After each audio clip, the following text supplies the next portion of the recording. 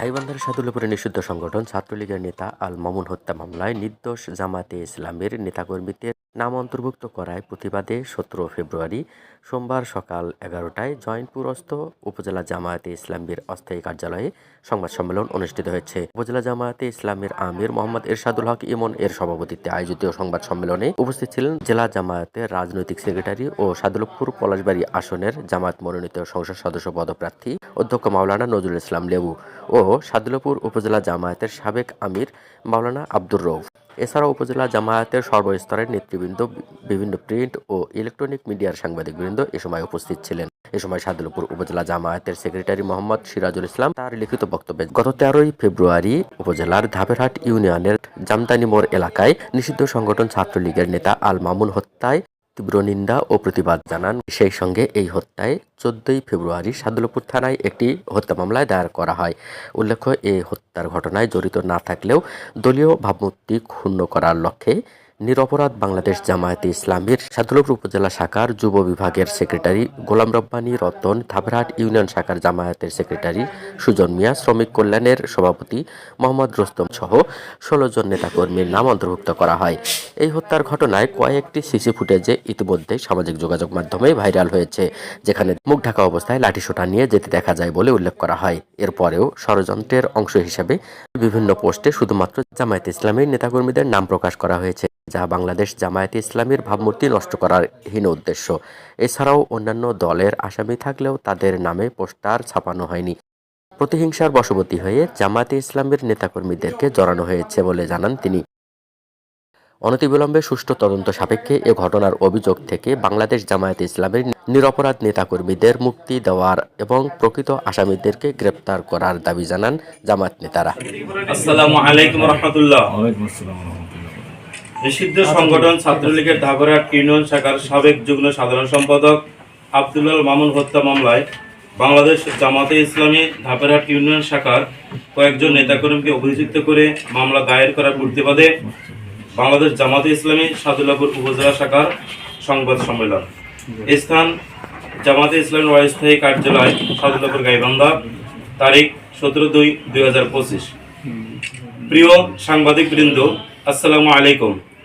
আমি বাংলাদেশ জামায়াতে ইসলামী গাইবান্ধা জেলার সাদুল্লাপুর উপজেলা শাখার সেক্রেটারি মোহাম্মদ সিরাজুল ইসলাম, পিতা মোহাম্মদ ডিপটি মিয়া, গ্রাম তরফবাজার, থানা সাদুল্লাপুর, জেলা গাইবান্ধা।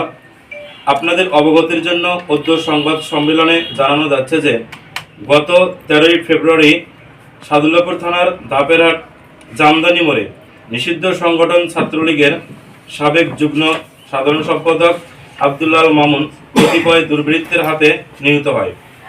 আমরা উক্ত হত্যাকাণ্ডের তীব্র নিন্দা জানাচ্ছি এবং সুষ্ঠু তদন্ত সাপেক্ষে প্রকৃত অপরাধীর বিচার দাবি করছি। প্রিয় সাংবাদিক ভাইয়েরা, আমরা গভীর দুঃখের সহিত আপনাদের মাধ্যমে পুরো দেশবাসীকে জানাচ্ছি যে উক্ত আব্দুল মামুন হত্যার অংশগ্রহণকারী প্রকৃত খুনিদের রক্ষার্থে হীন ষড়যন্ত্রমূলক নিরপরাধ জামাতের নেতা কর্মীদের আসামি করে মামলা দায়ের করা হয়েছে। তার তীব্র নিন্দা ও প্রতিবাদ জানাচ্ছি, যা প্রকৃত হত্যাকারীদের বাঁচানোর একটি হীন প্রচেষ্টা।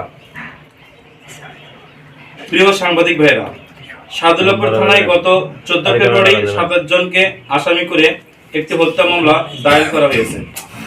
এসব আসামিদের মধ্যে 16 জন বাংলাদেশ জামায়াতে ইসলামের নেতাকর্মী। এই ঘটনার সাথে সম্পৃক্ত না থাকলেও বাংলাদেশ জামায়াতে ইসলামের সাদুল্লাপুর উপজেলার যুব বিভাগের সেক্রেটারি মোহাম্মদ গোলাম রব্বানী রতন, ধাপেরহাট জামায়াতের ইউনিয়ন শাখার সেক্রেটারি সুজন মিয়া, শ্রমিক কল্যাণ ফেডারেশনের সভাপতি রোস্তম, কর্মী আশরাফুল রাব্বি বাবু, মোহাম্মদ পিয়াস, লিমন, চায়েন, শাফি, মোহাম্মদ পারভেজ, রেজওয়ান, রায়হান, ফেরদৌস এবং ওয়াহাব আলী ও আব্দুর রাশেদ। প্রিয় সাংবাদিক ভাইরা, আপনারা অবগত আছেন উক্ত ঘটনার সময় 13 ফেব্রুয়ারি অনলাইনে প্রথম আলো পত্রিকা প্রকাশ করে যে হঠাৎ 7 থেকে 8 জন অজ্ঞাত পরিচয় যুবক মামুনের উপর হামলা করে। এছাড়াও সামাজিক যোগাযোগ মাধ্যমে বিভিন্ন সিসিটিভি ফুটেজ অপরাধীদের মুখ ঢাকা অবস্থায় লাঠিসোঁটা নিয়ে যাইতে দেখা যায়। এরপরও ষড়যন্ত্রের অংশ হিসেবে বিভিন্ন পোস্টারে শুধুমাত্র জামাতে ইসলামী নেতাকর্মীদের নামে ছাপানো হয়েছে। যাহা বাংলাদেশ জামাত ইসলামীর ভাবমূর্তি নষ্ট করার হীন উদ্দেশ্য। এছাড়াও অন্যান্য দলের আসামি থাকলেও তাদের নামে কোনো পোস্টার ছাপানো হয়নি। প্রতিহিংসার বশীভূত হয়ে বাংলাদেশ জামাত ইসলামীর নেতাকর্মীদের জড়ানো হয়েছে। তাদেরকে দ্রুত এই ঘটনার অভিযোগ থেকে অব্যাহতি দেওয়া হোক এবং প্রকৃত আসামিদেরকে গ্রেপ্তার করা হোক।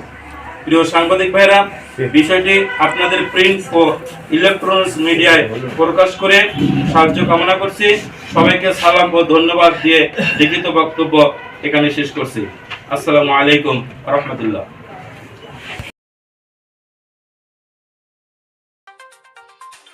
শেখ নাসির, নিউজ ডেস্ক, সারা বাংলা সংবাদ, ঢাকা।